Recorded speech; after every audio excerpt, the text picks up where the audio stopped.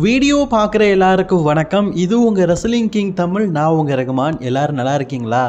இன்றைக்கி நம்ம சேனலில் பார்த்தீங்கன்னா இப்போ ட்ரூ மேக்கிண்டர் சம்மந்தமே இல்லாமல் பார்த்தீங்கன்னா ராண்டி ஆர்டன் அட்டாக் பண்ணியிருக்காரு. அதை பற்றியும் எலிமினேஷன் சேம்பரை பற்றின ஒரு மிகப்பெரிய நியூஸும் அண்ட் டபிள்யூடபிள்யூ பார்த்தீங்கன்னா ரெஸ்ல்மனியாவுக்கு முன்னாடி ஒரு டைட்டில் சேஞ்ச் பண்ண போகிறாங்க அப்படிங்கிற ஒரு நியூஸ் கிடச்சிருக்குது. மோர் அப்டேட்டை பற்றி நம்ம வீடியோவை பார்க்கலாம். மறக்காம சேனலுக்கு ஃபஸ்ட் டைம் வந்துருக்கோங்க, சப்ஸ்கிரைப் பண்ணிக்கோங்க. பெல் ஐக்கான கிளிக் பண்ண மூலியமாக தினமும் போடுற ரெஸ்லிங் செய்திகளை தமிழ் மொழியில் தெரிஞ்சுக்கோங்க. ஃபர்ஸ்ட் நியூஸ் நம்ம எதை பற்றி பார்க்க போகிறோம்னா, டபிள்யூடபிள்யூ பார்த்தீங்கன்னா இந்த வருஷம் ரெஸ்ல்மனியாவுக்கு ஜேட் கார்களுக்கு ஆப்போனண்டாக ஒன்று டிஃபனி சேஷன் இல்லாத ரியா ரெப்லா, இவங்க ரெண்டு பேரில் யாரோ ஒருத்தர் தான் மோத போகிறாங்க. இப்போ ஜேட் கார்களோட ஆப்போனண்ட் யார் அப்படிங்கிறதா பல பேருக்கு டவுட்டாக இருக்குது. அது கண்டிப்பாக எலிமினேஷன் சேம்பரில் முடிவு ஆயிரும். இப்போது ஜேட் கார்கள் இருக்கிறாங்கல்ல, அவங்க அதிகபட்சமாக ரியா ரெப்ளே கூட தான் மோத வாய்ப்பு இருக்குது. ஏன்னா இதுக்கு முன்னாடி டிஃபினிஷன் கூட நிறைய டைம் மேட்ச் நடந்துருச்சுல்ல, அதனால் இவங்க கூட தான் விளையாட வாய்ப்பு இருக்குது அப்படிங்கிற செய்திலாம் வந்துக்கிட்டு இருக்குல்ல. அதனால் டபிள்யூடபிள்யூ பார்த்தீங்கன்னா ஒருவேளை ரியா ரெப்ளேக்கும் ஜேட்காரர்களுக்கும் ரெஸ்ல்மனியாவில் மேட்ச் வைக்கிறாங்கன்னா அதுக்கு முன்னாடியே ரியா ரெப்ளே தன்னுடைய டைட்டில் இழப்பாங்க, அதாவது டாக் டீம் டைட்டில் இழப்பாங்க அப்படிங்கிற மாதிரி சொல்லப்பட்டிருக்குது. ஆக்சுவலி காய்ஸ், எலிமினேஷன் சேம்பருக்கு முன்னாடி, அதாவது நெக்ஸ்ட் வீக் நடக்க போகிற ஃப்ரைடே நைட்ஸ் மட்டும் இல்லை, ரியா ரெப்ளே மற்றும் இயோ ஸ்கை ரெண்டு பேருமே அவங்களுடைய உமன்ஸ் டாக் டீம் சாம்பியன்ஷிப்பை பார்த்தீங்கன்னா டிஃபெண்ட் பண்ண போகிறாங்க நயா ஜாக்ஸ் மற்றும் லாஸ்ட் லெஜண்ட் கூட. ஒருவேளை ரியா ரெப்ளே வந்து எலிமினேஷன் சேம்பரில் வெற்றி பெற்று ரெஸ்ல்மனியாவில் சாம்பியன்ஷிப்புக்காக மோதுறதாக இருந்தால் நெக்ஸ்ட் வீக் அவங்க டைட்டில் தோற்றுருவாங்க அப்படிங்கிற மாதிரி சொல்லப்பட்டிருக்குது. ஸோ நெக்ஸ்ட் வீக் ஒருவேளை ரியா ரெப்ளே தோற்றா அவங்க எலிமினேஷன் சேம்பரை வெற்றி பெறதுக்கு அதிகமான வாய்ப்பு இருக்குது அப்படிங்கிறது தெரிய வந்திருக்குது.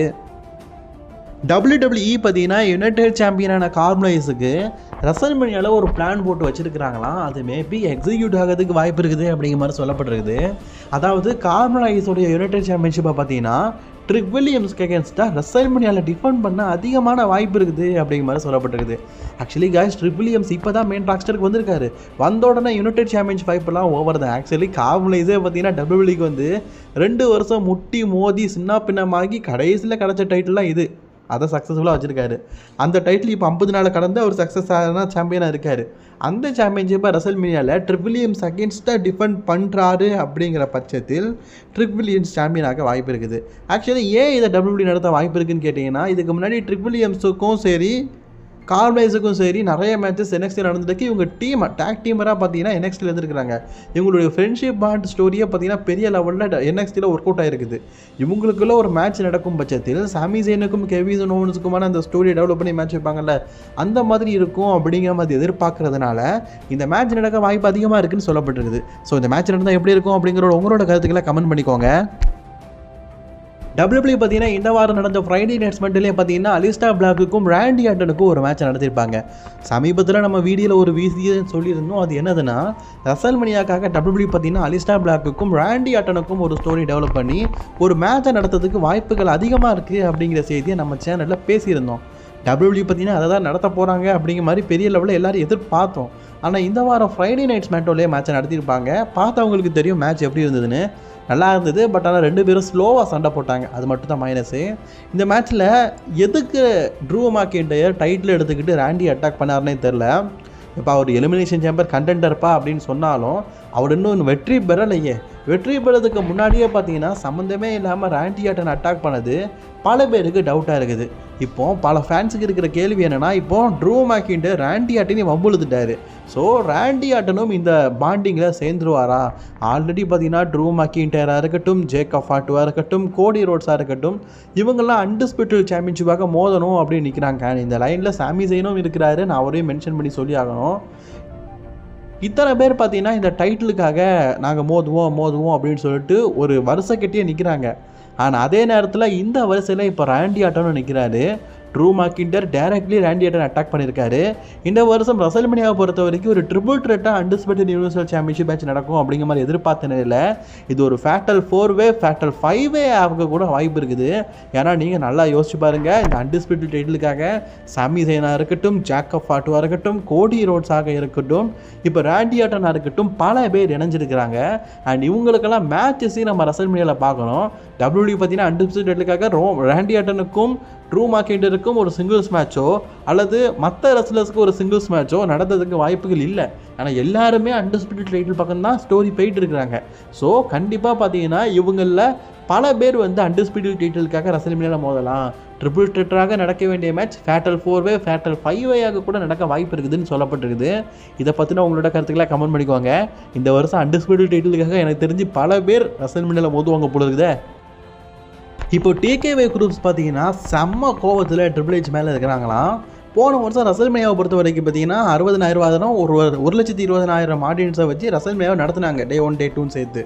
ஆனால் வின்ஸ் மேக்மன் இருக்கும்போது ஒரே நாளில் இவ்வளோ ஆடியன்ஸை காட்டியிருக்காரு. அதெல்லாம் அந்த காலம். சரி, நம்ம இப்போ நியூஸுக்கு வருவோம். ட்ரிபிள் ஹெச் போன வருஷம் லாஸ் வேகாஸில் பார்த்தீங்கன்னா டிக்கெட்டை கொள்ள ரேட்டுக்கு விற்றாரு. அதாவது 2021 விற்ற டிக்கெட்டோடைய ப்ரைஸை 2024 3 மடங்கு அதிகமாக விற்றாரு. அதாவது உங்களுக்கு புரிகிற மாதிரி சொல்லணும்னா, தலைவருடைய படம் சூப்பர் ஸ்டார் ரஜினிகாந்தோடைய ஜெயிலர் படத்தை பார்த்தீங்கன்னா நீங்கள் இதுக்கு முன்னாடி வந்து 100 ரூபா கொடுத்து பார்த்துருந்தீங்கன்னா, இப்போ அப்கமிங்கில் வர்ற படத்தை பார்த்தீங்கன்னா 1000 ரூபா கொடுத்து பார்க்கணும். அப்போது எவ்வளோ வித்தியாசம். அப்போ எல்லோரும் தேட்டரில் போய் பார்ப்பீங்களா? மாட்டீங்க.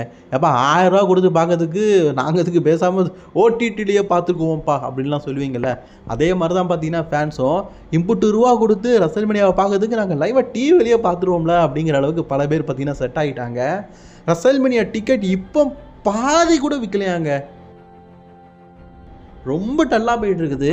இந்த வருடம் ரசல்மேனியா பார்த்தீங்கன்னா 50,000 ஆடியன்ஸை கடந்து இருக்கிறதுக்கே வாய்ப்பு அதிகம். அதுக்கும் கீழே தான் இருக்க வாய்ப்பு இருக்குது அப்படிங்கிற மாதிரி சொல்லப்பட்டிருக்குது. இதனால் டிகேவே குரூப்ஸ் வந்து ட்ரிபிள் ஹெச் மேலே அப்செட் இருக்காங்களாம். ஏன்னா இதுக்கு முன்னாடி பார்த்தீங்கன்னா ஓர்லாண்டில் தான் ரசல்மேனியா நடக்கும் அப்படிங்கிற மாதிரி சொல்லியிருந்தாங்க. ஆனால் ஓர்லாண்டில் இந்த அளவுக்கு டிக்கெட்டெல்லாம் வெயிட்டு கூட்டிலாம் விற்க முடியாது. மீடியமான ப்ரைஸில் விற்கலாம். அதுக்குன்னு சொல்லிட்டு ஒரு டிக்கெட் ப்ரைஸை ஸ்டேடியமே சொல்லுவாங்க, அதில் தான் விற்க முடியும். பட் ஆனால் லாஸ் வேகாஸ் வந்து சூதாட்டத்துக்கான ஒரு மிகப்பெரிய இடம். எப்படி சொல்ல, இந்தியாவில் எப்படி கேபிட்டலாக பார்த்தீங்கன்னா நம்ம டெல்லி இருந்தாலும் மும்பையில் எவ்வளோ பொழுதுபோக்கு இடம் இருக்குது, அங்கே எல்லாம் காஸ்ட்லியாக இருக்குது. அதே மாதிரி தான் பார்த்தீங்கன்னா லாஸ் வேகாஸ் வந்து ஒரு கேபிட்டலாக இல்லாட்டாலும் நிறைய பொழுதுபோக்கு விஷயங்கள் இருக்குது. அதெல்லாம் ஹேங் ஓவர் படம் பார்த்தவங்களுக்கு தெரியும். ஸோ அப்படிப்பட்ட இடத்துல பார்த்தீங்கன்னா WWE வந்து ரசல்மேனியா நடத்துகிறாங்கன்னா டிக்கெட்டை கொள்ள ரேட்டில் விற்பாங்க. அது போன வருஷம் நல்லா சம்பாதிச்சிட்டாங்க. அதே மோகத்தில் இந்த வருஷம் விற்றுட்டாங்க. இப்போ என்ன பிரச்சனைனா டிக்கெட்டை ரொம்ப குறைக்கவும் முடியாது. ஏன்னா ரொம்ப குறைச்சிட்டாங்கன்னா ஆல்ரெடி டிக்கெட் வாங்கினவங்களாம் நாங்கள்லாம் ரீஃபண்ட் பண்ணணும், அப்போ எங்களுக்கு பாதி ப்ரைஸாக தாங்க, நாங்கள் மட்டும் முழு டிக்கெட் விற்றுட்டோம் அப்படிங்கிற மாதிரி சண்டைக்கு வருவாங்க. அதனால் ஃபுல் டிஸ்கவுண்ட்டும் பண்ண முடியல. ஆல்ரெடி 25% ரசல்மேனியா டிக்கெட்டுக்கு டிஸ்கவுண்ட்டும் பண்ணிட்டாங்க. பண்ணியும் இந்த ஒரு வாரத்தில் பெரிய மூமெண்ட் எதுவும் இல்லை. 1500 டிக்கெட் தான் விற்றுருக்குது அப்படிங்கிற மாதிரி சொல்லப்பட்டிருக்குது. ரசல்மேனியாவுக்கு இன்னும் சில நாட்கள் தான் இருக்குது. அதுக்குள்ளே ஃபுல் டிக்கெட் விற்குமான்னு கேட்டிங்கன்னா டவுட்டு தான். போகிற போக பார்த்தா 1 வாங்கினா 1 ஃப்ரீ அப்படிங்கிற மாதிரி சொல்லுவாங்க போல இருக்குது. அதுக்காக தான் ஃபேன்ஸும் வெயிட் பண்ணுறாங்க போல இருக்குது. ரசல்மேனியா இந்த வருஷம் ஆடியன்ஸ் கம்மியாக நடக்கும் அப்படிங்கிற மாதிரி சொல்லப்பட்டிருக்குது. இதை பற்றின உங்களோட கருத்துக்களை கமெண்ட் பண்ணிக்கோங்க. எலிமினேஷன் சேம்பருடைய ஃபேக்ட் பார்த்தீங்கன்னா இப்போ 5 நிரம்பிருச்சு.